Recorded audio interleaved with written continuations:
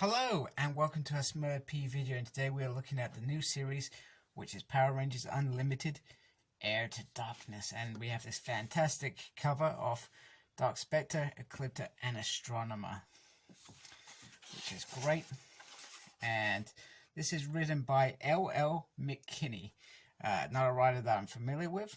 Simone is on the illustrators, and colors done by Iger and assistant Sabrina. So I guess kind of like an apprentice.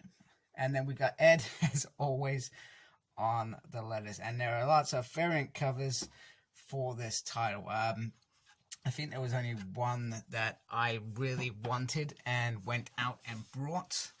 And that was the black and white one. Always a fan of black and white for some reason with variant covers. So the story begins with Astronomer. She has hunted down some Power Rangers. And she has killed some Power Rangers. It doesn't go entirely as planned, as there is some escape. And she is probably quite annoyed with her that they escaped, because she feels she should be better, and she shouldn't be making these mistakes. So she's very critical of herself, because she knows that that is how you succeed in the evil empire. Now we go back to, I'm not sure if this is a flashback. It's not. I was trying to understand if I was missing something, whether this was the past and now is the future. So it's all about training, and Ecliptor is the trainer, and we got a bunch of kids that have been stolen from their family, as always. And it's quite brutal, and they're quite critical of each other. However, it's meant to be, this is your family now. The family is the empire. I'll come back to that in a bit. So, so this is where I feel like it flashes kind of forward, and that was the past. So she grows up with these kids in the past. It kind of gives you a glimpse of that growing up in what they're taught. And there is going to be kind of like a tournament in the future, sort of thing that they talk about. Ecliptor is sorry, it says then that, so now I see it, right? I must have missed that the last time around. So it shows the now, and it shows the then, and her growing up with these kids. And her main competition is this character here, who is quite brutal and quite aggressive, and she is Dark Akonda's child. So these evil beings are kind of given a child to train and given the opportunity for them to take the next step, and by doing that, I guess they gain favor with Dark Spectre as well, that they've achieved. Now we know that Dark Akonda is a slippery bastard anyway, and so what he did, he took Crone, who was a little bit older than the others at the time, and gave it to Ecliptor, thinking that her feelings, family would lead to him failing. So there was always a past rivalry between these two, which is great, because there was a rivalry when Dark Akonda came in and tried to gain favor with Astronomer and Dark Spectre, and eventually he tries to kill Dark Spectre. If you remember, he's very ambitious, so he uses every tactician that he can. Now what this character does here, this character tries to belittle Astronomer. She's not called Astronomer there, she's just called K, yeah, something like that. I'm not going to remember everything. I read this a few days ago, and I meant to review it the same day, because that's when it's all fresh in my mind, but I didn't. Ecliptor has a meeting with Dark Spectre, and the pressure is on Ecliptor not to fail, and you can see down here, I hope you can see, they're both in the same mindset that they won't fail. So she doesn't want to fail Ecliptor or herself, and he doesn't want to fail Dark Spectre, because that potentially takes him down a peg or two in the pecking order. So she trains and continues training, and Ecliptor, I think he finds a way to bring out the best of her by showing her family. This is what the Power Rangers did. This is what you're fighting for. To be the top dog, to go kill every villain out there. The villains are the Power Rangers, and this is what they do with their children. They manipulate them. And this is the bit where they talk about him trying to hinder Ecliptor, etc.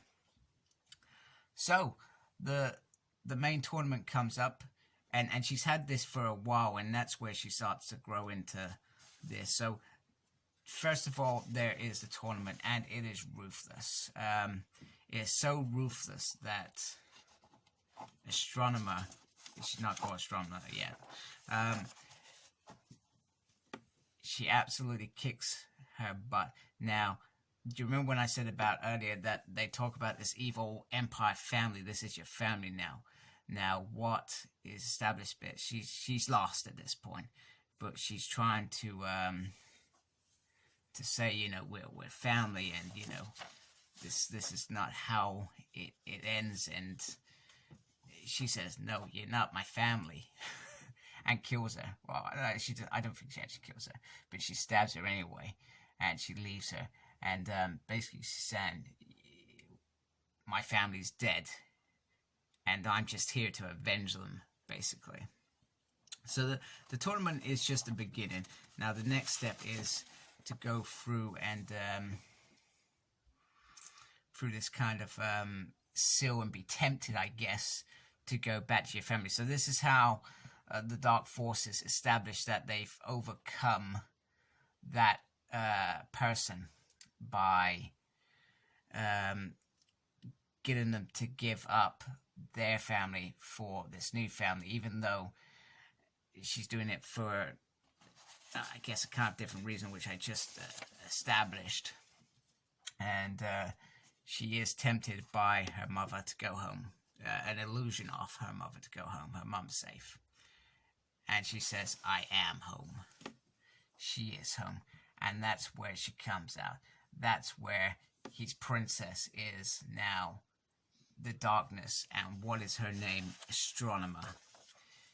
She is there, and she is slowly moving towards becoming the full princess. So you got Divatox in the background there. Wait a minute, have I missed something? I feel like I've just missed it. Was that Divatox all along?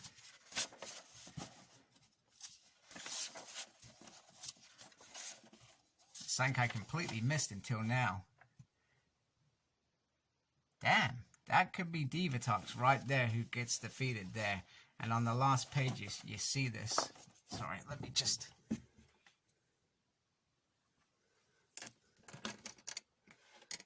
See that there? Divatox. Damn it, Divatox was who she was finding.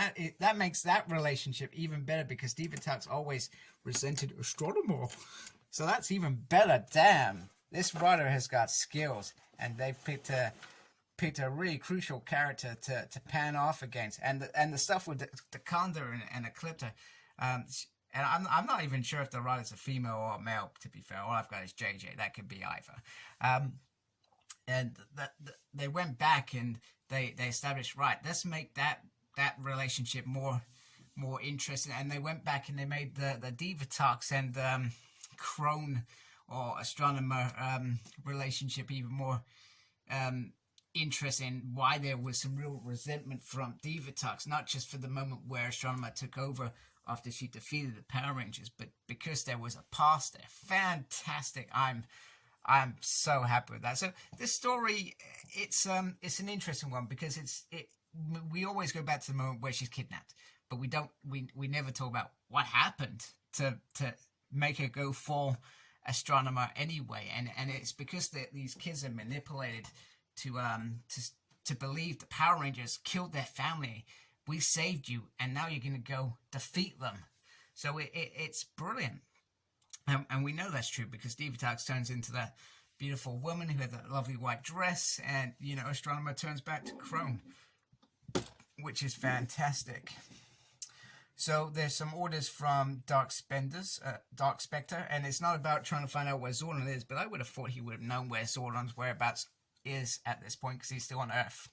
So bit interesting, because Rita and Zed would have been feeding up the chain, I'm sure. So I find that weird, interesting one. So they've set a course for Oinks, and it says it's continued in Power Rangers 6. Now, I think that's a misprint, because I think it's issue 5 that we see astronomers rocking up and fighting the Rangers. So a brilliant issue. One that explored some stuff we've never explored, which is great. Probably something we could have done without it, but for readers that perhaps haven't read In Space, maybe they've just read the comics because they thought, hey, let's check out the comics, and they've never watched the series or anything. I think it's interesting to shed some light on that past as well.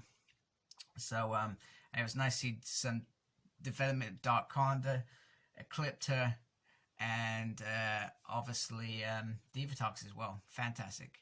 Good issue. Very happy with it. I'm looking forward to the next one, which is going to have, I believe, the Phantom Ranger in it. Well, the cover says it is. And I believe Frank's written it, so I'm looking forward to that. Look very forward to that. So many thanks for watching. Please like, comment, and subscribe to my channel.